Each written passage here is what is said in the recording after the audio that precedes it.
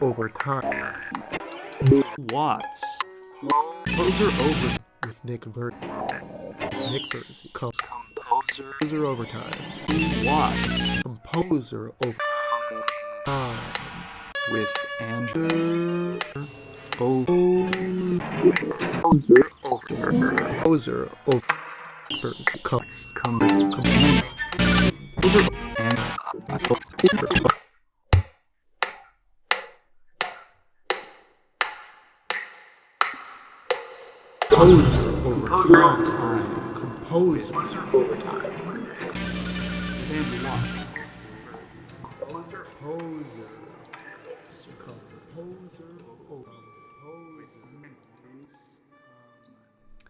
Welcome to Composer Overtime. My name is Andrew Watts. And I'm Nick Verzi. Composer Overtime is a series of interviews featuring discussions and works by innovative composers across the world today. Nick and I are both composers based at Stanford University and will be facilitating these chats each week, sometimes with Bay Area guests, and sometimes on location across the U.S. and internationally. During each episode, we will hear a new perspective on the contemporary music landscape, find out about the composer's creative process and musical background, as well as listen to some of their recent work. This week, our guest is Carolyn Chen, an American composer based in Los Angeles, California. Carolyn has participated in a number of top festivals and residencies, such as Impuls, Darmstadt, Wellesley Composer Conference, MATA, the Harvard Composition Summer Institute, the Young Composers Meeting, Academie Schloss Solitude, and Ostrava New Music Days. Similarly, her works have been premiered by several leading ensembles today, including Klangforum Wien, the LA Phil New Music Group, Surplus, Southland, San Francisco Contemporary Music Players, Pamplemousse, Mocrep, Redfish, Bluefish, and Wild Rumpus. Carolyn began her university education in music at Stanford University, also earning a master's in modern thought and literature there. Later, she undertook graduate studies as a Fulbright Scholar at the China Academy of Art. She has worked closely with Katharina Rosenberger, Anthony Burr, and Charles Curtis, all major figures in the field. Carolyn completed her doctorate in composition at the University of California, San Diego. It was a highly fruitful interview that will be available online unbroken. Great, so let's get right into it. Time. Watts.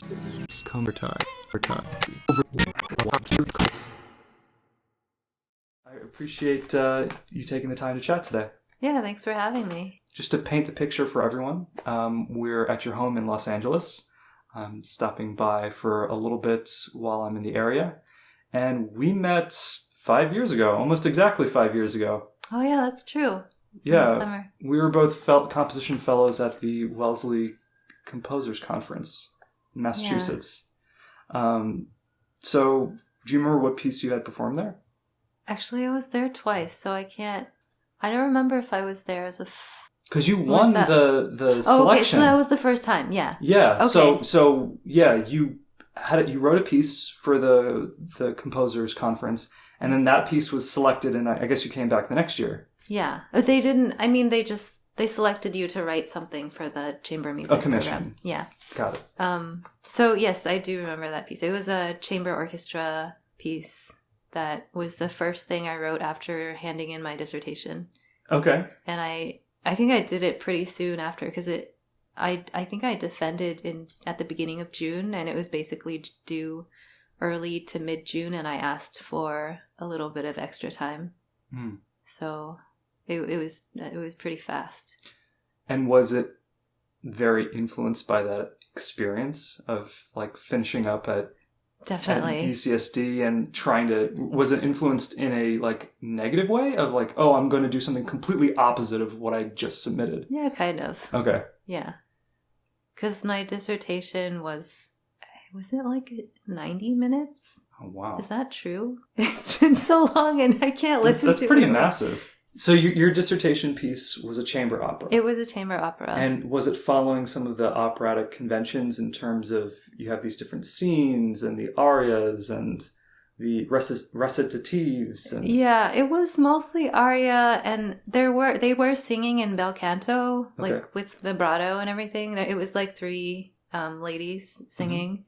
Mm-hmm. and like a sextet or something. But they were mostly singing together. So it was kind of more like operatic shape note singing, or, then that, I think that was one of the issues, is that there was not a lot of solo singing. It was mostly in harmony.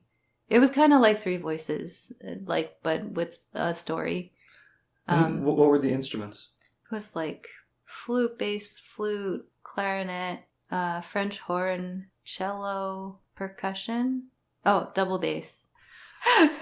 Were the instruments like paired up with each of the singers? No. No. Okay. So it was No. like, these are the instrumental forces. These are the vocal forces. It wasn't like, this is the instrument that is always associated with this voice. No. Okay. Maybe that would have been a better way to do it.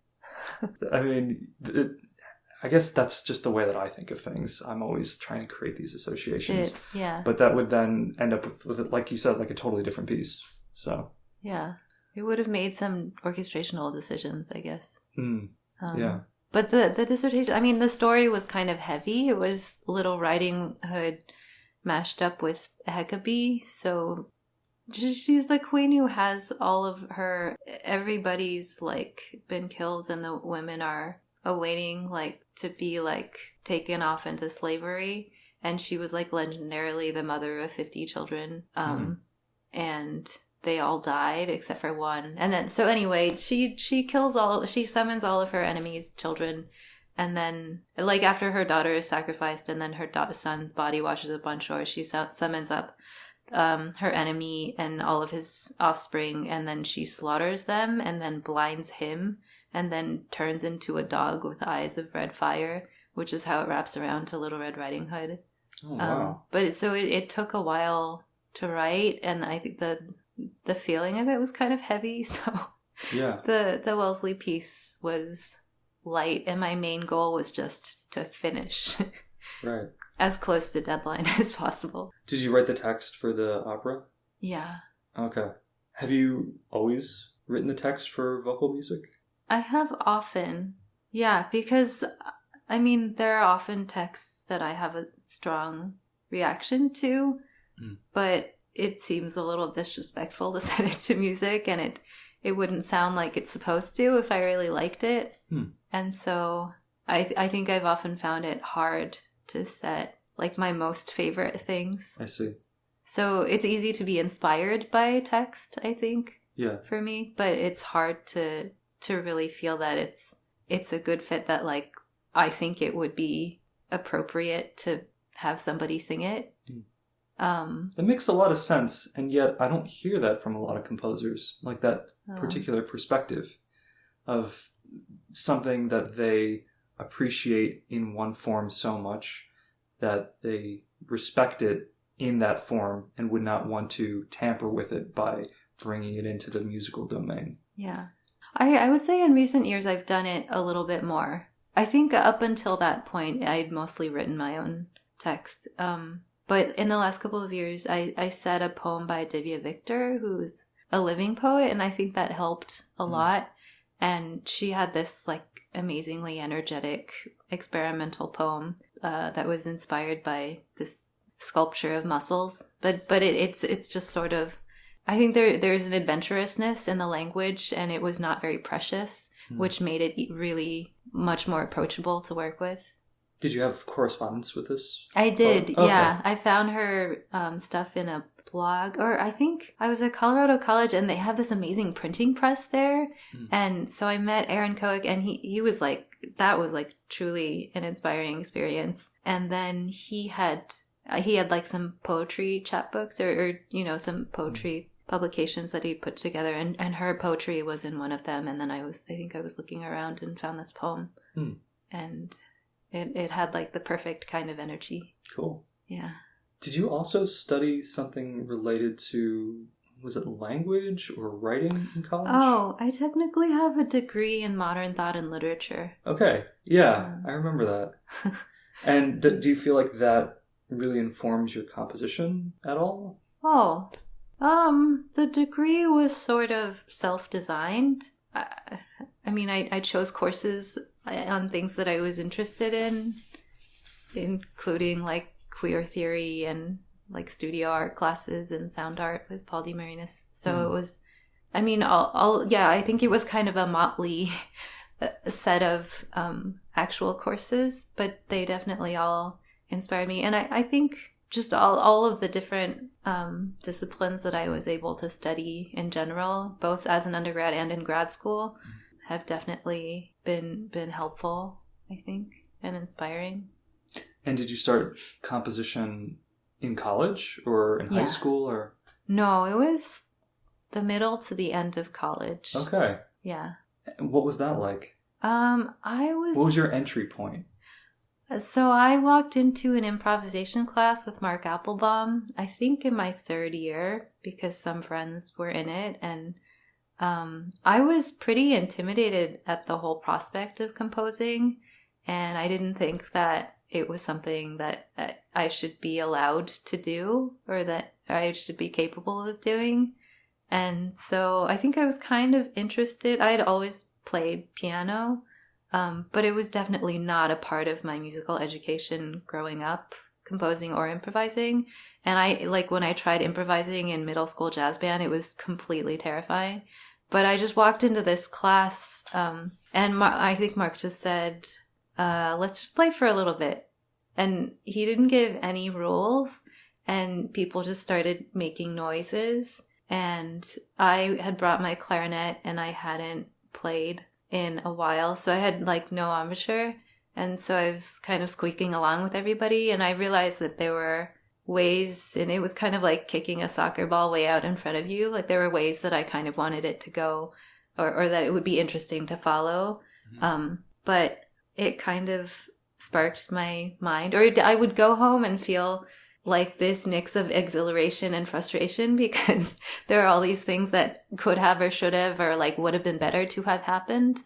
And so I think that's what gave me the courage to start trying to put stuff down. Why did you feel like you shouldn't be allowed to improvise or to compose? I guess it might have been an issue of role models. I didn't see anybody like me. I'd never really played music by living people, much less people who looked like me. And I guess that there aren't that many people who look like me that I've played music by even now. It's also just the issue of access to contemporary music as a young person. Yeah, definitely. When would someone come across new music right in their everyday life? I mean, of course it's out there, but you really have to seek it out most of the time. It's not on the radio most of the time, or not in our country. Yeah, exactly. I remember the first time that I met another person who identified as a composer. First and foremost, I'm a composer. Was as a composition student in college. Signed up as a composition major, and first day of classes, you start meeting other people who say they're composers. And that was huge, because I'm there's a community of composers. It's not like I'm just the only composer alive today. And yet, not that I ever thought that per se, but I had gone, years and years writing music, never meeting anybody else who that was their thing. Did you show it to people? I did, but I didn't show it to people who were composers, who that was their life. I showed it to musicians who, some of them were good at composing in their own genres, but it was always kind of, oh, that's interesting. Just a peculiarity or a curiosity at what I was doing, rather than, oh, let me mentor you, or let me point you in the right direction, or that kind of thing. It was just acknowledging that I was doing this other thing, and then leaving it at that. I think a lot of composers do come to it kind of how you mentioned, and other composers certainly go about it in more the way that I kind of entered into composition. But when I was an undergrad, it felt like there was this pre-existing compositional practice of Juilliard pre-college, Manhattan School pre-college. They're studying composition since age 13 or 14. Wow. And I don't know if intimidated is the right word, but I definitely felt like I needed to catch up. Did your piano background translate into composition once you started taking lessons and classes? I started lessons in grad school. Well, no, that's not true. I took lessons with Eric Ullman. So I guess had just come to Stanford and was at, like, in the beginning, just to get to know people, he was playing with the improv group. So we were in a small group, like chamber setting. So we were kind of making like a group composition anyway. So it was like very easy to talk to him. And so I thought, why are these people coming to concerts to listen to music that's pushing them away? Yeah. Or that's like introducing this confrontation. Right. And so I think in some ways I was running away from my background in the beginning, that it felt like I had to give up the music that I had grown up with in order to join the club. Just because of how I perceived the social situation or the aesthetic. And was this like situation. The classical piano repertoire? Yeah, and also just the pleasant parts of listening to music. I didn't listen to a lot of pop music growing up. Like, I didn't have my own radio and I didn't get to choose the station. So yeah, it was mostly Brit. But the idea of like a singing line or like decipherability or decipherability of intention or meter, regular meter. I think I read Adorno too young and I took it too seriously. And I think there was a part of me when I started that felt like I had to push what I knew away. And in order to see where I stood in relation to what the aesthetic environment was. And then I think as I've gotten older, it's been more of a process of sort of rediscovering my relationship to old music and the music that I grew up with. I'm teaching, like I teach piano for a living now. And most of my students are like 6 years old. So it's not highbrow music or avant-garde or well, sometimes they're very experimental actually because we improvise. Today there was a song about gummy bears. It's interesting about the perception of these concerts that are more like modernist, high modernism concerts as abrasive and not necessarily composed to be pleasant. And I remember being an undergrad confronted with that same music and feeling similarly. And now I'm a composer that many people would say writes that kind of music. So there's certainly like a transition there. And I'm trying to pinpoint exactly what the transition consists of. And the closest thing that I can come up with as an analogy is actually what we were talking about earlier, but before the interview about food. You were making these restaurant recommendations for Los Angeles, and you're like, well, if you really like spicy food, this is something. I really enjoy spicy food, not necessarily because I love how the spice tastes, but I kind of like the challenge a little bit. I like being challenged. Yeah. And that challenge in the culinary domain is then mirrored kind of aesthetically in music sometimes, where I like my aesthetics to be challenged. Totally. I like to be confronted with things that are hard and I need to really grapple with them. Yeah. I think it's something that isn't really represented in most of the mainstream American art forms. And that's kind of why, or at least challenge? Not in music as much today. It is in American music, you mean? Challenging the listener. Yeah, I guess I'm not very in touch with what America is. I probably went to the wrong schools to know what America's doing.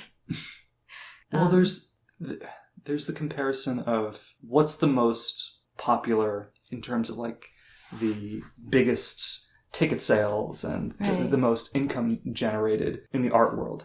Like what's the highest selling artworks for living artists and generating the most... Exactly, Damien Hirst. And then for the music side, it's Andrew Lloyd Webber. Oh, really? Yeah. Oh.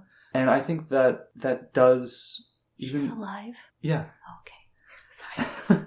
I think that does reflect the differences. You know, Damien Hirst is maybe purposefully controversial at times.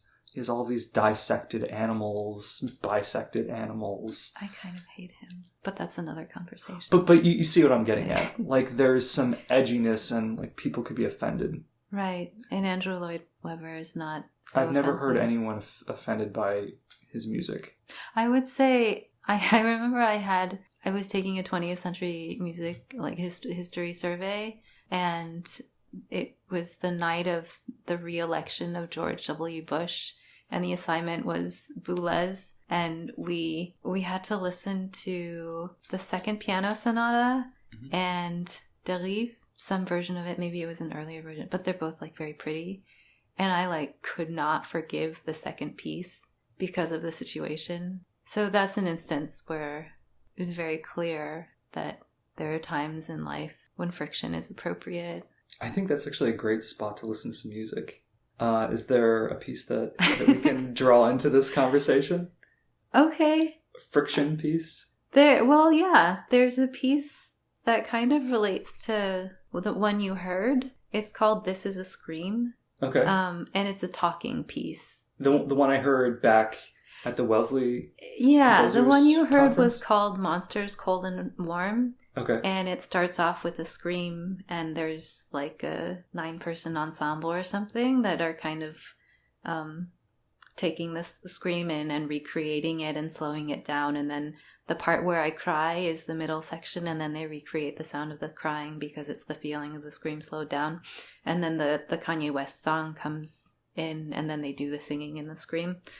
After that was recorded, I played it to my composition teacher, and then I tried to describe what I was thinking, and she said, "Oh yeah, that's great, but it's like not clear at all. You should just say it." And then so it took me a couple of years, but then I made this piece where I'm just saying what the different parts are, and then I kind of there's sort of a survey of other historical sort of in a little bit of musicology and a little bit of YouTube. But I kind of talk about why I tried to look for why that sound is so enticing to me. And it's the sound of a scream. Yeah. And I mean this scream in particular, the one that's at the beginning of the song. And I talked to my parents about like why I can't scream, and then I practice. This is an excerpt from a piece that started as a program note thinking about why I made a piece about a scream. This is a scream. I didn't do it. It's from the intro of Kanye West's Monster. Wikipedia says that Justin Vernon of Bon Iver sang a distorted vocal roar that begins the song. I heard it as a scream. I didn't scream. But when I first heard the scream, I wanted to hear it again. And again. I wanted to hold it in my hand and turn it this way and that, to prod it and spread it apart to see what's inside, because it sounds like there are all these glistening little parts hiding in there, moving inside the larger sound. They're too enmeshed to pick out in real time in only one listen, so I wanted to hear it over and over. I wanted it to go on forever. To have a chance at a better look or a better listen, I wanted to hear it closer, to get inside to feel out where all those little sounds are going. But since I can't really do that, since you can't really hold the scream in your hand and turn it over, I asked the computer to play it a little slower. And then a little slower still. This is the sound of the scream 50% slower.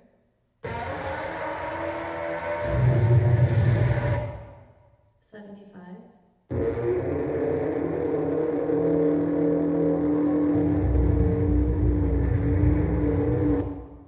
85.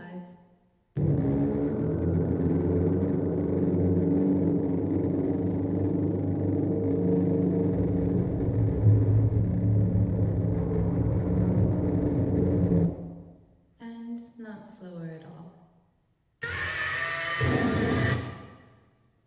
This is a scream that I didn't because I'm not much of a screamer. I'm not even a yeller. This is me yelling things that people yell without a microphone, so it's more honest. Ow! Fire! Poor driving, I'm inconvenienced.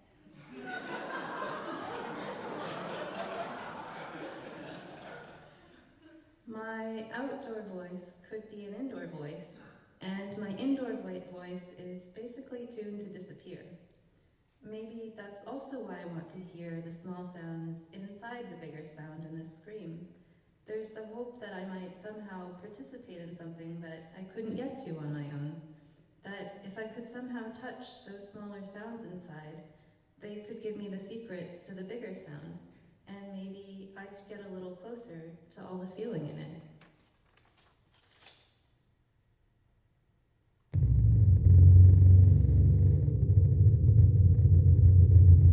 The sound of my own voice might be best suited to a quiet conversation in a library or a nursery, somewhere where you're not supposed to be talking at all. My voice might work for guided meditation or hypnosis, or late-night easy listening radio. I might be good at introducing the songs of Wales to someone trying to go to sleep.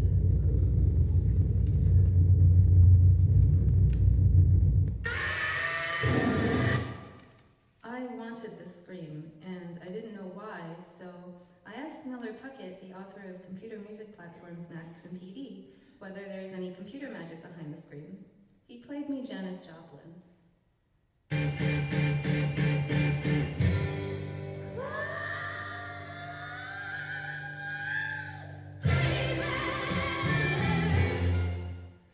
He hears the tone she's singing, and then there's some vocal gravel below it, where she's pushing her voice beyond its usual range, and there's a lower pitch where her voice wants her to be singing. And I hear the same thing in this one, because you listen to this, almost the same pitch, almost this part. But you also get this, you hear a fourth in there, in that pitch, but you also, that one. And that's just his vocal production. That's There's him whistling. no technology there at all. But if the scream's magic can't be explained by technology, at least it can be compared. Miller suggested some supplemental listening. This is the Antarctic explorer Alexander Gama discovering what he had previously buried for himself but forgotten by day 86 of his expedition, as heard on the 2012 YouTube video, Basic Needs, Extreme Happiness. This is him discovering cheese doodles. Ja! Ja! Ja!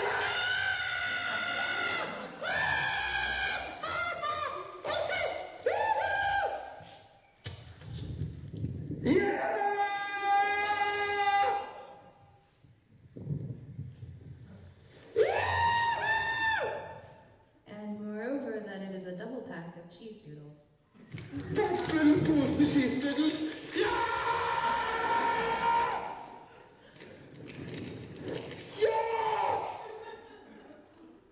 A chocolate bar.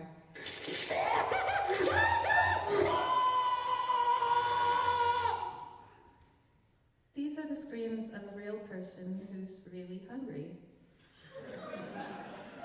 But more often we hear the screams of people that are sculpted for the stage and screen. This is Renata Tebaldi singing into a scream as she's throwing herself over the parapet and plunging to her death in the finale of Puccini's Tosca in 1956.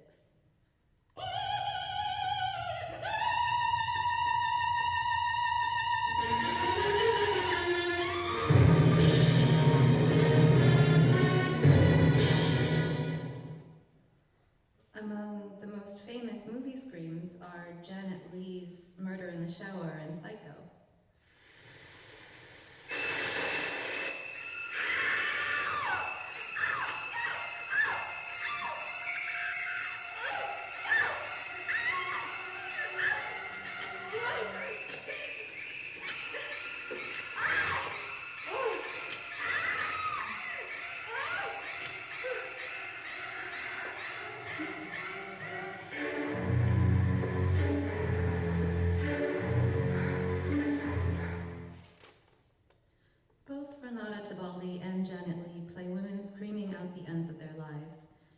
each example, the women's voices are allowed a moment to resound before being translated into instrumental music, which then carries through the emotion of the vocalizations, transitioning from the most direct emblem of their bodily presence into something more abstracted and more sustaining. What I didn't remember before re-listening was that Janet Leigh's screams are preceded by the screams of the violins. The violins scream before she does. They play over her screaming, and they continue after, passing the motif onto the lower screams as she gasps her last breaths. Bowing in short, heavy stabs, the string instruments enact the physical tension of the unseen knife wielder, as well as the lopsided gasps of the dying woman. The music telegraphs the scene's emotional trajectory before the actress does. It's as if the music is teaching her to fear, teaching her to scream, to gasp, to die.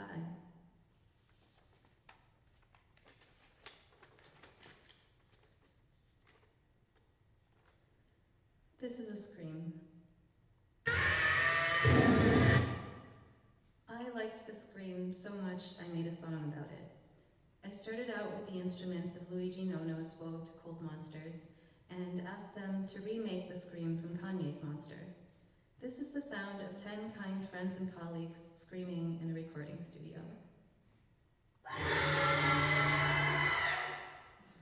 They're really good. This is the sound of them ingress singing, making the noisy sounds of the slowed down scream.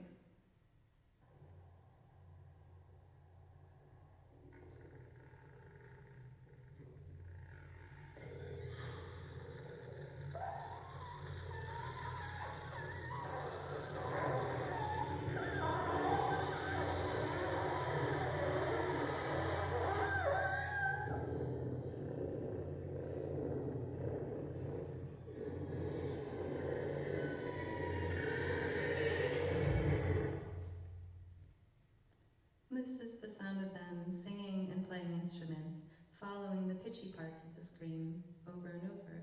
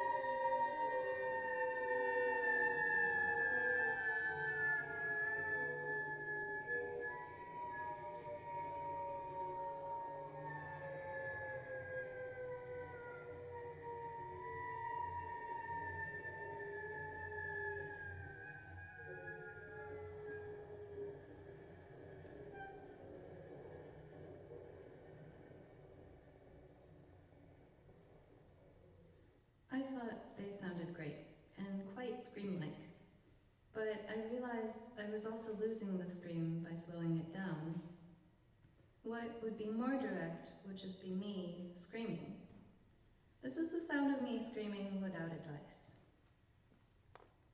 Ah! When I asked for advice, the percussionist Bonnie Whiting told me to look for the break in my voice and go loud. These are pretty clear instructions, and I was excited to explore them. So this is me screaming with advice.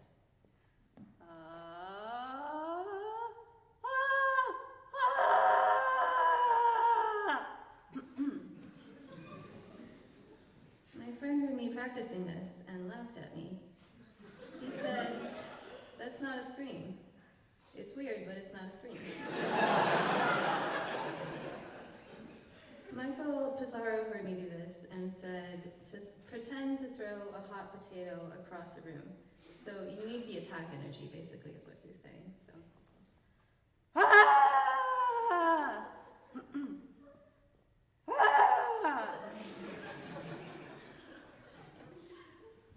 So why can't I scream?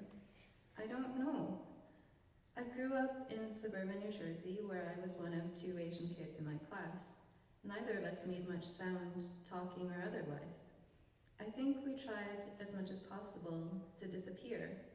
A scream does the opposite. It calls both the screamer and the scream dad into appearance. It forces attention into bright and furious peaks. It is not harmonious. It commands the kind of attention that I've spent my life avoiding. So maybe it's a cultural thing. I asked my mom to ask if Chinese people scream. She said, of course. 你吼的话是什么样的声音？ So I said, what does it sound like if you scream? Oh, you're so lucky, you need to ask. Honey, so she's calling my name. Okay. Get over here. Go to sleep. Be quiet. Oh. Still playing. It's speaking very angrily. So then I asked if screaming has to be in words, if it can be wordless. She said, of course you need words, otherwise how would you do it? Except, then she thought of tigers. She said, tigers can roar. This is my mother demonstrating the roar of a tiger.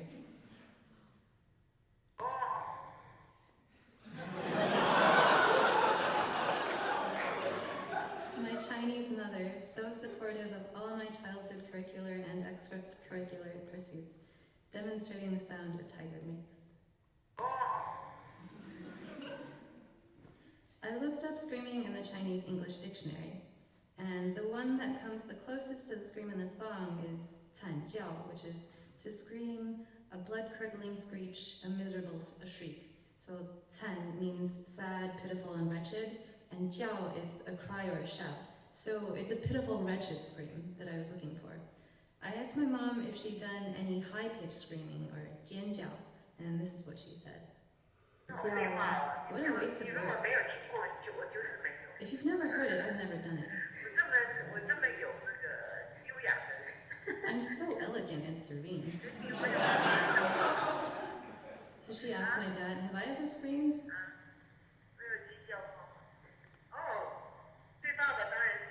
Oh, to your dad, of course. The way he cooks. She screams and that's her screaming my dad's name. What is this? So then I wondered if my dad has ever screamed, because he's very quiet. 爸爸有尖叫过吗？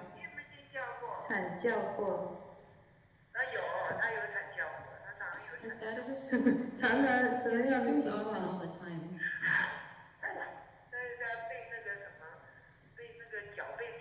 When his foot gets pierced and bleeds. It's a real scream. 那他好像没有很大声。 I said it doesn't seem very loud. 哦。 It's very painful. 但是他有大声叫过吗？ Has he ever screamed loudly? His voice is so low he can't be loud. 叫不出来。 He can't do it? Yes, his voice is too low. It's just like that. But to him, that's already screaming out with everything he has. And she uses the idiom for giving it your all, which is literally screaming with all the energy it takes to suckle milk.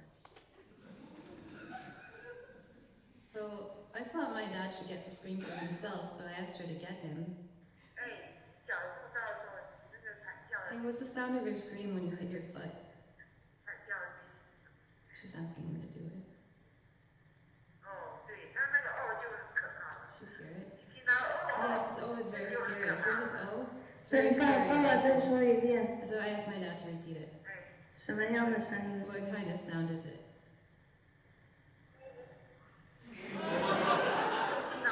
Did you hear it?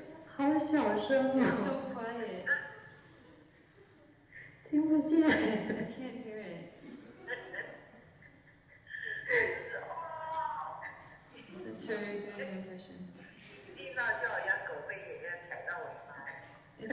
dog when its tail is stepped on.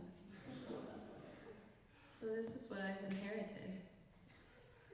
So I asked the internet for more help, and there are online instructions for screaming if you're in danger. It says to breathe from your stomach. Find a higher pitch if it's more audible if it's higher, and it indicates more fear. It's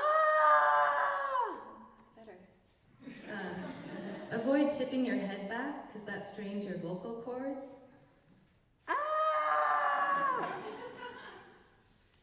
For screaming as a singer or actor safely, the tips are a little bit different. Bear down like you're going to the bathroom.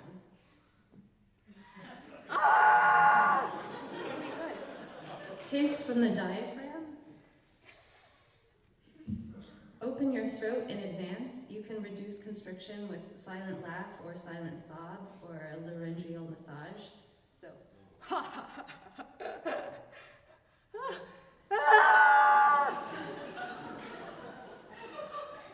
to distort the voice, it's like when you burp, but without burping, just pushing air constantly through your throat.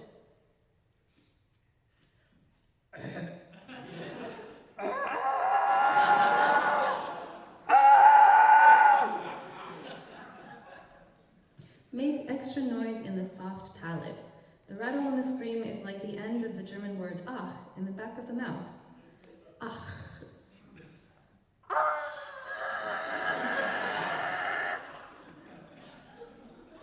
Stabilize the neck. Interlace fingers and palms on the back of the skull, pressing your head back. You can also place a fist against the forehead. So.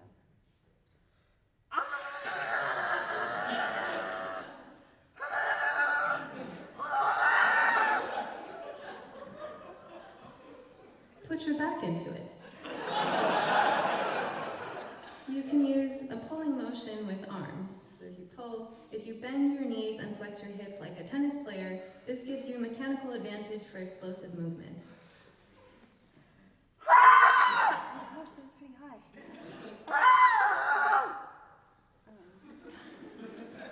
So the wider your mouth, the easier to scream high, and the more round, it's easier for lows. So, the high. Wide is high.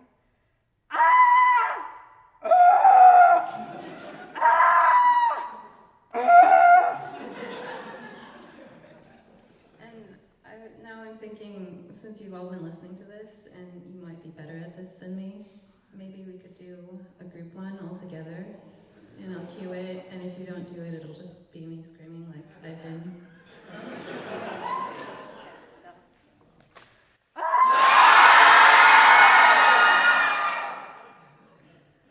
Oh my gosh, that was really cathartic, thank you. That was beautiful.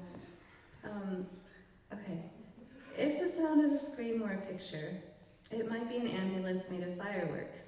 It would be red and shiny and grainy and feathered because there's something a little fancy about it. If it were a fish, maybe it'd be a giant shark swarmed by all the little flashing fishes, the entourage in the dentistry, swirling, sparkling around him like fairy godmother skirts. So why is the scream so beautiful? It lights up the world around it. All these shiny, furry, uneven bits slipping around inside this big ball of sound, this molten chandelier. It's hypnotic. It's full of feelings, horror, anger, terror, but there's also something so luxurious about it. It's big and loud. It's so comfortable taking up space. It blows up all the feelings so full and so clear that everything's open for business. Everything is important. Maybe that's why I want to hear the scream, because I just want to feel all the feelings that seem to escape so easily. Because what is music but a cleaner, drier way of having feelings? Writing music down concentrates messy feelings into small, neat lines, which translate into ways of moving fingers, arms, and breath. Musical training teaches us that the little motions can translate into unwritten, internal kinds of motion, emotion. Maybe making music that can repeat is a way of cleaning the messy immediacy of feelings, drying and reforming them into a nicer shape for other people to deal with better than I can. Thank you. So when did you write This Is a Scream? There was this residency called the Coincidence Festival in Somerville, outside of Boston. Mm-hmm. It was a couple years ago. Okay. So it's a relatively recent piece. Yeah. Okay. But they asked for a piece that would involve everybody else participating and a solo set. Oh, and that okay. was like a great requirement. It was like a great assignment because I did not have a solo set. And I feel like my whole education, definitely the PhD, was sort of an assignment in not doing a solo set and in not playing, because I played basically more than I composed as an undergrad, and I basically stopped playing in grad school. So it was like a really valuable thing to be forced to come up with a solo set. And then I gradually added more and more, so there were a lot of revisions. Yeah, that's really interesting, because my first instinct when I think of your music is you playing your music. Oh, really? Yeah. Like the pieces that like come to mind most readily are works where you're doing things in your pieces. Oh. I mean, both of the pieces that I had mentioned were the one where you're tracing with a stone. That was the glass. That was a video of you scraping the glass. That's true. Yeah. Yeah. And the pieces where you're screaming or crying, that's you doing it. Oh. And it has this added significance rather than you writing this piece that involves a soloist to cry or sing. It's different if you're writing a piece and you're doing it. In those instances, I would say. I think I've tried to involve myself more, like my body and my limited capabilities, like my limited musical abilities and very limited vocal abilities in pieces more recently. Because I think I kind of depended on, well, I guess it's also a logistical thing. I'm not in school and it's harder to get people together. There's traffic and people are so busy. Yeah. But it was also like I thought it would be like healthy to try to put myself out there more. There's this great quote that I may be misquoting right now, but it's about photography, and it's the best camera in the world is the one that you have. Meaning, like, it doesn't really matter if there's a $10,000 awesome lens.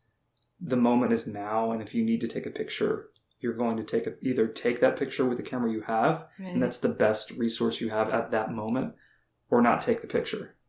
That's great. And if you don't have the Berlin Philharmonic in your back pocket, then you have yourself, so you can just make it happen. And my inability to scream, which is actually now featured in like a number of pieces. Yeah. That's fascinating, though. Like as this object that you keep returning to. Well, I mean, it's kind of, I don't want to like over psychoanalyze it, but isn't that like why everybody goes into music? Or I don't know. That seems like a kind of. I'm not sure. I think that's kind of a specific thing. I mean, I think each composer probably has a collection of really fascinating objects to them that they return to. Yeah. You know. I didn't mean like because of their specific inability to scream, but that like music is in some ways a form of expression that's accessible to people. I mean, it doesn't require, like, composing doesn't require your body. You get to borrow the bodies of other people and to kind of live vicariously through their particular musical abilities and trainings and backgrounds. And it's like a way of getting outside of yourself and being able to reach things that you wouldn't be able to reach yourself. And to express stuff that like would be harder to express on your own, I think. I mean, I do think like in some ways, like maybe if I were better at talking about my feelings, I could have just gone into accounting or something and my life would be so straightforward. I could just like take vacation time and have hobbies. Yeah, but that wouldn't be as exciting. I don't know. Maybe the hobbies could be really great. So what are your hobbies? What are your parallel practices? I guess I've always been involved with like physical practices when I was in grad school, I got really into yoga. Or I guess I started taking dance there. I hadn't really done it before. I didn't grow up dancing. I think I took like a month of ballet when I was 8, and I was terrible, and I didn't go back. I also didn't like wearing a tutu or pink. But it seemed interesting to get to move around, and I actually got kind of into dance. I mean, not like good at it, but I did it consistently kind of every quarter until I qualled. And then I got really into yoga, and I got certified to teach at the kind of I went into training right after I qualled because I think part of me knew I would need a day job. And then after I graduated, at the end, I got into Aikido because I was really interested in falling, and then I was talking about falling to somebody and who happened to be like a 9th degree black belt or something in Aikido, and he said, "Oh, you should do Aikido because it's just the art of falling, or that's part of the art." So I've been doing that since I came to LA, and that's been my main practice since being here. Oh, I guess I got back into yoga. I sort of took a break for a while, and then when I was in China, I did Tai Chi. Yeah, it's funny. I was not very sporty growing up. My mom put me in all kinds of, it's basically every sport. And I was bad, like definitively bad at all of them. I had to go to special ed PE. What is that? We had some kind of physical fitness test where you had to throw and catch balls, and I think I missed too many. And so they would take me out of spelling or math or whatever to throw basketballs at a hoop. Oh, wow. Never heard of such a thing. Because I was like deficient in physical. Deficient in your hoops. Education, yeah. Oh, wow. So with the yoga and the martial arts, do you notice that impacting your composition? Oh, yeah, definitely. I mean, I think there's half of my work is for instruments and half of it is not. And that half has often involved some kind of moving around. Usually not moving around that requires specific training. But I mean, I've done a couple of pieces that have thematized contact more. I did a piece with this percussionist, Jen Torrance, called How to Fight, because I'm not good at fighting. And so we tell stories from our lives and share information gathered from the internet about how to fight like stains and how to win an argument. How to fight stains? And how to like run away from wild animals and things like that, and how animals fight. Oh, wow. Just like different kinds of conflict and resolution. But while we're doing that, we do a lot of martial arts exercises. So the relationship between these, as you said, non-instrumental pieces and your background as a pianist and your experiences with improvisation, was there a turning point in terms of how you're writing music?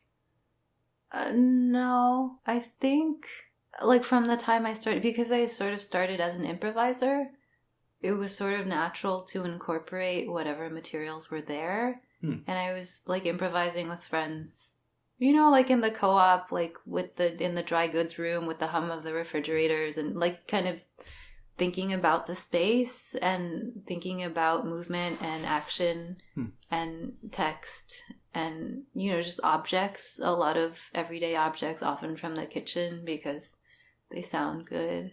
So what's the first piece that is still you? Meaning like it's on your CV, you would not be embarrassed if it got a repeat performance tomorrow. Was it from this period? Like undergrad? So the first piece that I wrote outside of a specific class was a flute solo called Pipe for my friend Grace Leslie. And it was like an assemblage of different games and like fragments of music, some of which were based on the national anthem because it was sort of written in response to this hate crime where people were like beating this sick man after 9/11 on the head with a steel pipe, asking him if he was Osama bin Laden. And so so that's a piece. It's I guess it's more modernist than what my music sounds like now, although there are consonant parts of it, but that would be in the instrumental vein. And I think there are texts. Actually, I mean, I think I had a text piece for shopping carts that I wrote while at Stanford. Wow. That was in my, like, this collection of things that I did at a supermarket at UCSD, like many years later. Yeah, I remember seeing the video for that. But that, I mean, stuff like that, I think that was in my, like, application package even. I bring that up because I find it really fascinating that your first real compositions were already, like, in a style that you still maintain. I think that's pretty unique. Like written words? No, I mean, like, a lot of the composers I know, their first pieces are rip-offs of Brahms. Oh. Or, like, little piano sonata-y things as undergrads. Or That's where I am now. Yeah? I've evolved to... Like, when I was a freshman, first semester freshman year, I wrote a 4-movement piano sonata. That's in no way reflective of what I'm interested in now or what I have been interested in for the past, 6 years, 7 years, 8 years. Not like it's been a long time since I was dealing with those sort of things. And I think that's a common progression. A lot of times people need to kind of digest music history through writing. So you end up with a lot of imitation of different styles and eras for many years. And then eventually they get to a point where, we're kind of at the present day. I should figure out what I want to contribute. And I just find it really fascinating that you were contributing kind of right out of the gate, it sounds. Well, I wasn't composing when I was in high school. It just, like, didn't occur to me that was a thing that people could do. Yeah. So... But still, a lot of undergrads who start composing as undergrads, they still go through those sort of things. Write Brahms. Yeah. Well, it's kind of hard. There's just, like, a lot of notes in there. To compose Brahms? Yeah. Well, it's not good. That's the thing. And that's why they end up progressing out of it. Because at some point they get what they came for in terms of, like, they consumed the salient features of that music and they realized that their time is better spent going and writing their own music rather than trying to out Brahms. Right. I think in part because I was at Stanford, I didn't really see a space for that, for writing neo-romantic music. I think I do relate to lyricism or to romantic music in general. And there are plenty of features of it that I find valuable, like both just to listen to and also, like, there are parts of it that find their way into my musical language. Were you angsty as, like, a teenager? In high school? Yeah. I mean, I come from a particular cultural background where personal will was not not a relevant part of my upbringing. So, I mean, probably, but I could not relate to the idea of, like, being a rebellious teenager. In part because I felt like my parents were immigrants and they, like, tried really hard and they made all these sacrifices, so it didn't really seem fair because they did all the right things and, like, they didn't really go on vacations or anything and they were putting me through college or, like they were going to. So, yeah. Well, I think that's also a different perspective. A lot of the other composers that I know were starting to compose as teenagers and, like, angsty American teenagers. There's something about romanticism, Rachmaninoff, Chopin, like the virtuosity, the minor key virtuosity that appeals to American teens who are interested in classical music. I don't know. It's just a thing.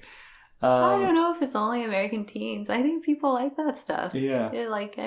It sounds good. And maybe that's why they want to imitate the romantic composers. But it sounds good. I mean, if you're a pianist, like, it sounds really good on your instrument. Yeah. Like, there's something great about, like, having the instrument sound. That was the overlap for me, coming from the rock world. I grew up playing rock guitar and stumbling upon videos of these different world-class pianists play the Rock 3 or, these Chopin etudes. And I'm like, that's shredding. Yeah. But it's on the piano. That's amazing. Yeah. And I was just drawn into classical music via instrumental virtuosity. Yeah. Yeah. That's interesting. I think this is actually a great point to listen to some more music. Oh. Is there an instrumental piece? Yeah. Well, I guess speaking of virtuosity, I think for a long time it felt kind of off limits to me. Well, maybe because I came from Stanford. When I got to grad school, I just felt like all I could handle were whole notes. Because it was like coming from the land of filigree. But there's so many phenomenal performers at UCSD. I know. And there's not very many performers at Stanford. Yeah. So there's a lot of that high virtuosity being written at Stanford, I assume, at that time. Yeah. But there were not necessarily a lot of people playing it on the daily. Well, I mean, at concerts, they would bring people in. Yeah. Right. And I wasn't writing for people. It wasn't like what I was writing. But, but that was just kind of like where I started my doctorate. And I think things were like kind of rhythmic. I really wanted like rhythmic monotony for a while. And then it got a little bit more flexible.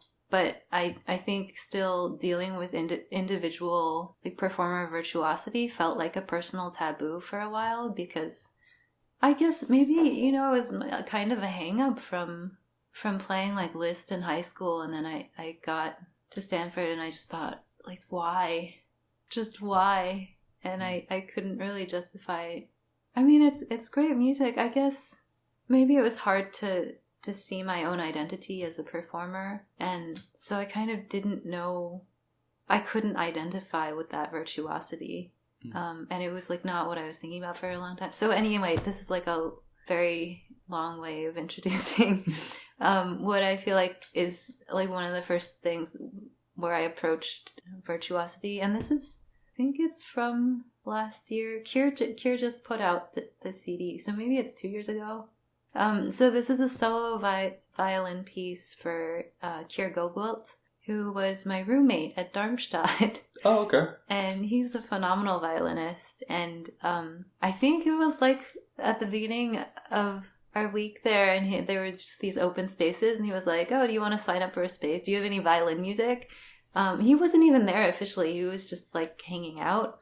This was Darmstadt 2016. I think 14. Okay. Yeah.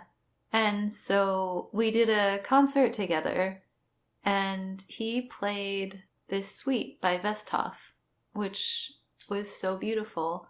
And then later on, he asked for a piece, and I thought it would be a great source to work with. And I think in part because I heard him play that show and how at home he was in that music, and also how experimental and strange that the old music can be. I mean, I think that's something that I've been rediscovering more and more.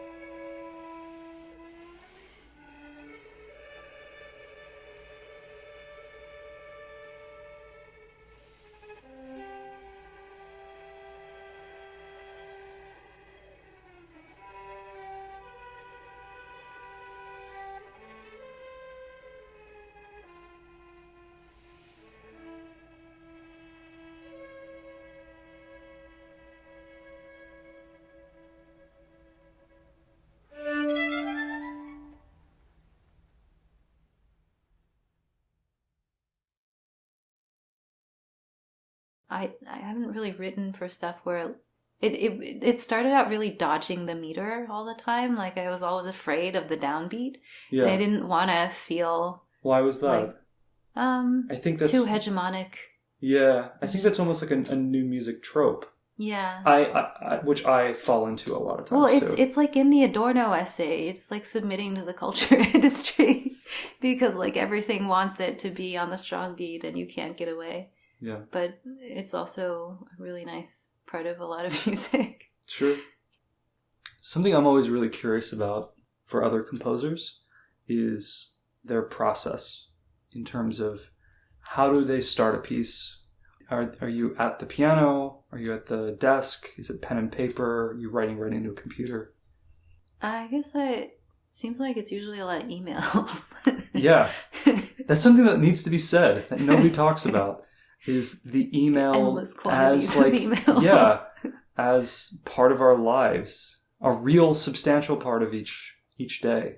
Yeah. Is answering emails, and how much it taxes you. Yeah. I read it was Chris Adler who was telling me about this article in the LA Review of Books by I should find it for you. But anyway, the gist was that this woman who was a playwright always thought that if she got like the next opportunity, like the next grant or like the next competition, that she would level up and then she would be able to spend more of her time just doing her art. And so then she did a sociological survey of a whole bunch of artists at all different levels in their careers. And then she found out everybody spends 80% of their time taking care of life and logistics and then 20% of the time doing art. Like, it doesn't matter if you have a teaching job or you like just a random day job, or if you're famous or if you're just starting out. Like, if you're famous, you have to like take care of the catalog or do, I don't know, television interviews or whatever. Yeah. And if you're not, then I guess you spend more of that time is just like figuring out how to make a living. But that was extremely comforting. So after the email. Oh. It's just email. Just email. You just print out a transcript of all of your emails, and then that's done. Book closed. Double bar line at the end of the email. I guess I spend a lot of time thinking about the people if I don't know them, or even if I do know them, the people and the situation and where they'll be, what the energy will be like if I know the space. The feeling of the space. I often ask for what else is on the program, and I'm always curious if there's old music on the program, because I like old music. So I think about I try to think about the totality of that, like what the environment is or what the world will be. And I try to make it fit, to grow something that fits in that space. So you're responding to the venue, you're responding to the rest of the program. Yeah. The person most of all, I think. The performers, yeah. Yeah, like what I know about them and what they do well and what they would be comfortable doing. I guess I always think like I'm making it for the person and it really suits them, but then sometimes people are like, how did this happen? I think.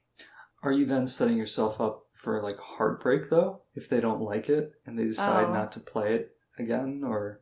Well, I think I'm setting up myself for an educational experience. Okay. I definitely don't think that there's a right or wrong way to approach these sort of things. Yeah.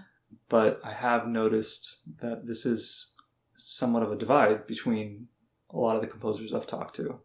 Like, I typically, when I'm writing a new piece, I'm not imagining the performer. Oh. Ever. Oh. Even if I know the performer, like, well in advance. Sometimes I'll think about what they can do, and that will influence it. But when it actually comes down to actively writing, I just imagine this floating instrument and like the physical properties of that instrument, what can be done, how does that play into what I'm trying to accomplish for the piece.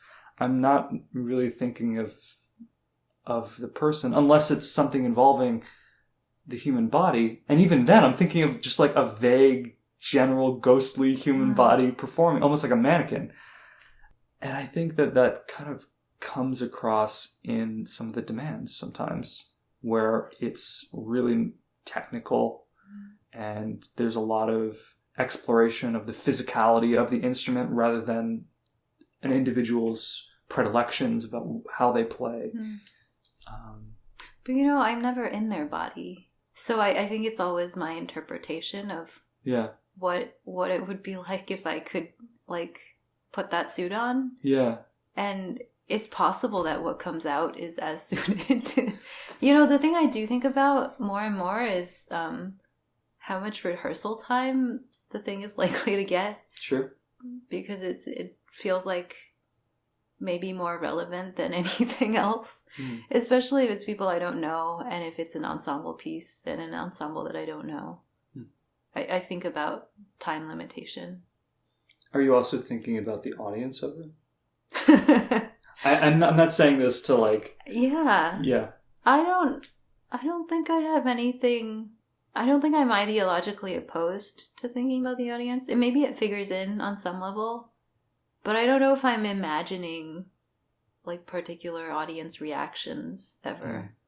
Yeah. Because this is another like classic divide. Composers who are writing to elicit something out of their imagined audience versus the composers who are not concerned with the audience reaction.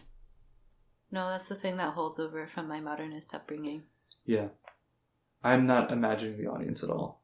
No. I'm just imagining myself I think that's too hard. As this like vague, ghostly apparition above the stage, viewing everything in its totality.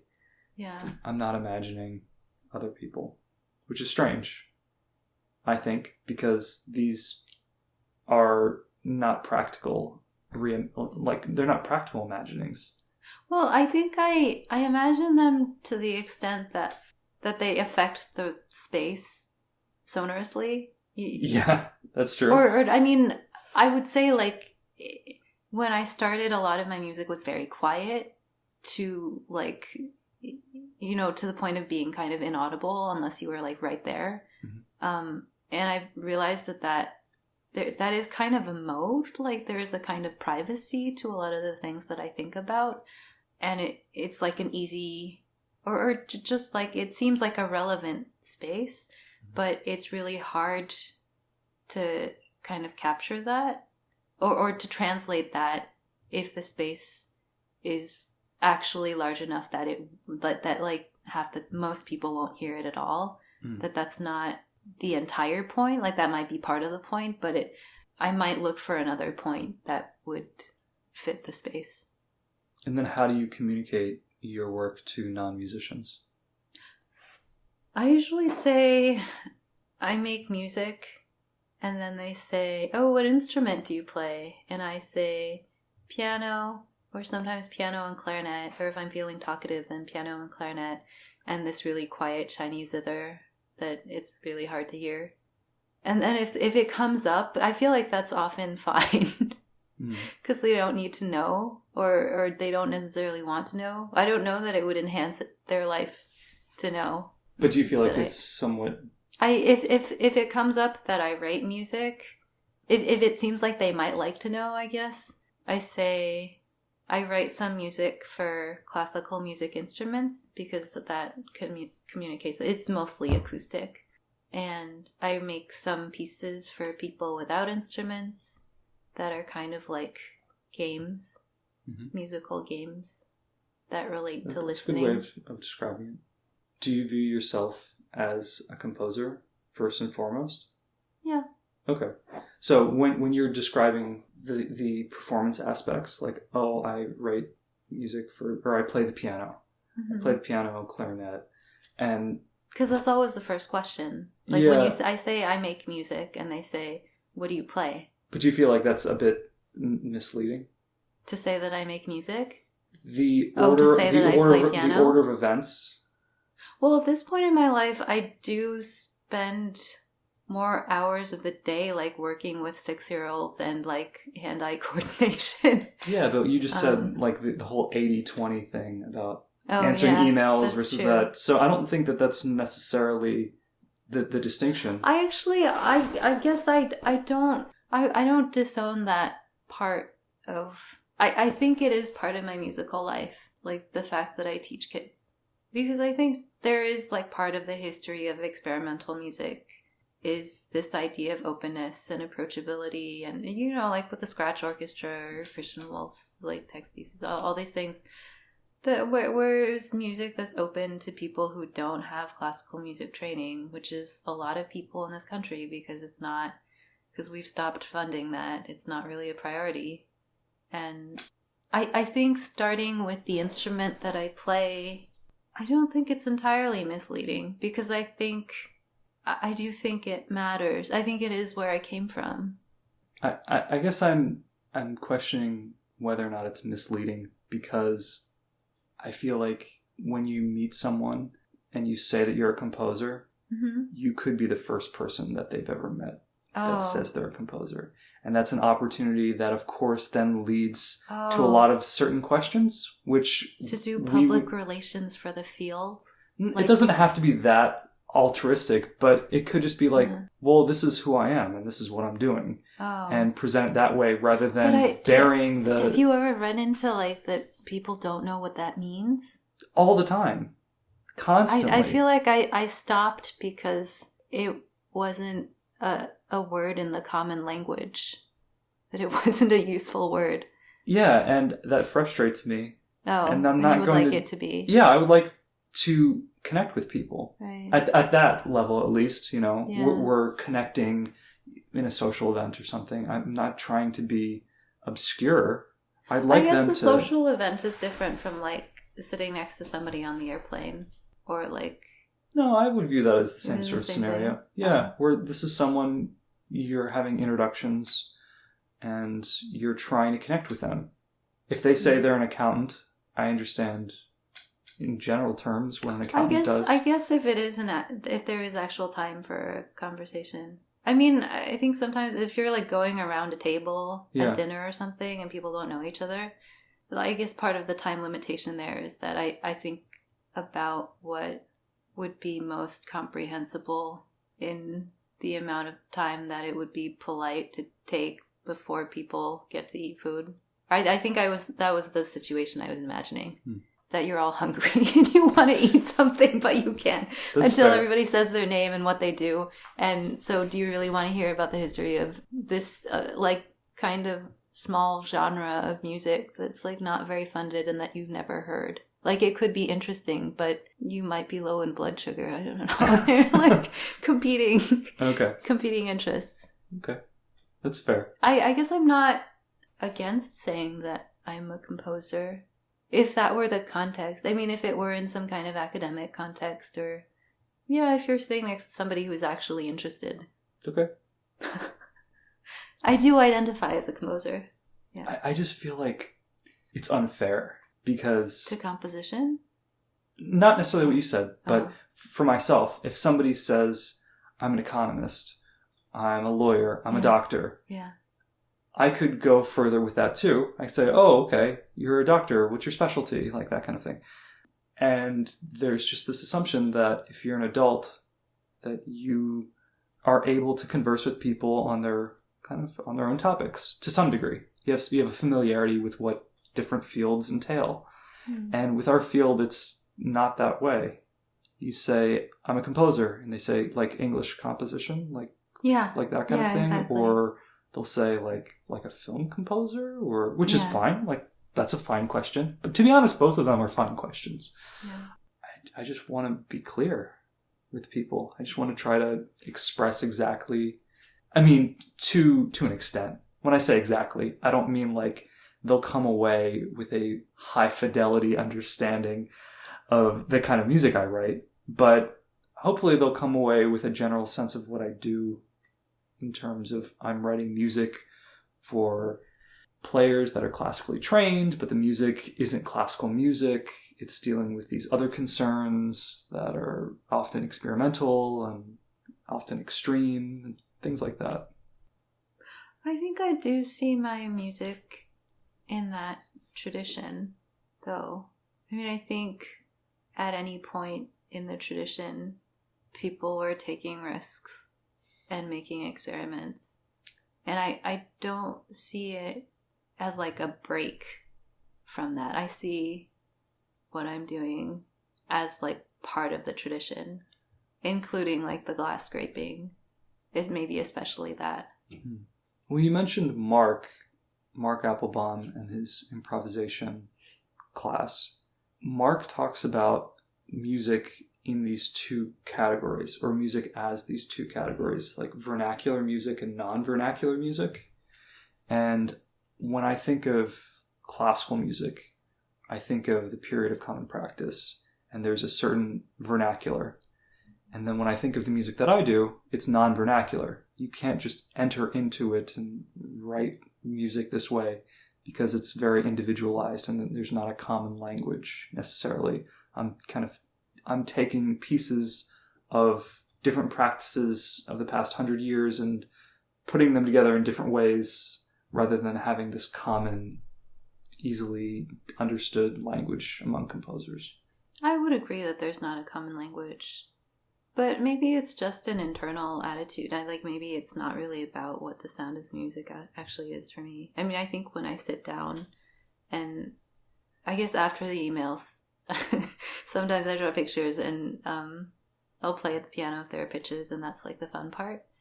That's like the favorite part. Like the rest is like I could take it or leave it. That's the part that's like the clearest and the most reliable. If there are pitches, if it's just like people walking around in the desert, like breathing, then it's just typing. So it's more emails. But I think I do see that in that tradition. I think it's not, I guess maybe, I don't think it's radical or revolutionary, I think. But if you have a piece that involves people walking around the desert and you're describing how they're going to breathe, that's not what people would think about if you it's just not said what they classical would music. think about, no. And that's why there's the part that sometimes they don't have instruments. But I do think like the way that I put those things together, like the thinking is the same. It's like the instruments are different. Sometimes the instruments are not classical music instruments, but like this is the training. Like we all had to take counterpoint. And I realized like at some point, you know, I have these pieces for like bodies moving around in the dark, and it's just like, it's little diagrams of like the aerial view of their spatial relationship. It's like a counterpoint exercise. And so like it isn't actually, if you looked at the video, like maybe it seems like it's you can also see it in relation to these other art forms. But it's it's scored and like, you know, the durations are like classical phrase structures. The durations of light and dark is like, it's a rhythm play. And so I think seeing that structure in what at the time I thought was like, maybe this isn't necessarily music, or like the people around me don't think this is music, but like once I realized that it's all music, like it just might not look at it at the beginning, but that's where it's all coming from. Like that's where we come from. I think. Well, that's good to hear. What are some projects you're working on now? We're going to the desert this weekend. Okay. That was not hypothetical. And breathing. Yeah, there's probably some small mouth sounds. Which desert? Joshua Tree. Okay. Great. I was gonna flub on all these things. Cool. Are you doing recordings there? Or? No, it's a festival called High Desert Soundings, and so I have a bunch of like little text pieces for when people are doing sound check. Awesome. Yeah. And lastly, where do you see your music going in the next 5 to 10 years? I think I have a life aspiration to write songs. So that's like one life goal. What do you mean by songs? Songs with words, where you're singing words. Yeah. And there's like a melody. Okay. So more like traditional songs. Yeah. Like folk songs. Yeah, maybe. Okay. Yeah. Just songs For where yourself? you're singing. Yeah, or however many friends I can get in one place, which might not be that many. So maybe just for me. Okay. Well, the best camera is the one you have with you. Yes. So. Yeah. I think I'd probably continue to do more stuff with moving around. I think it's gotten less, the tone of things has gotten less lonely. Maybe it's slightly more social and like contact related because of the Aikido. So it's still dealing with like the release and like redirecting things, but there's a possibility of like more extended interaction or more extended contact and kind of feeling out the contact. Okay, great. Well, thank you so much. Thank you. Yeah, we really appreciate it. Yeah.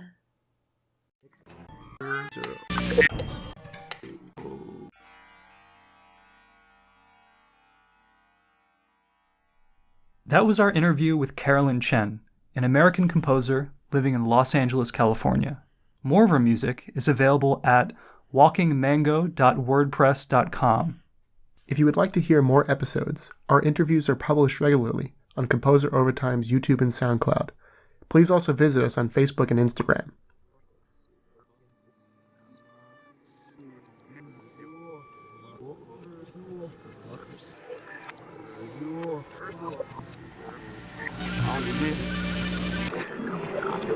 Всего.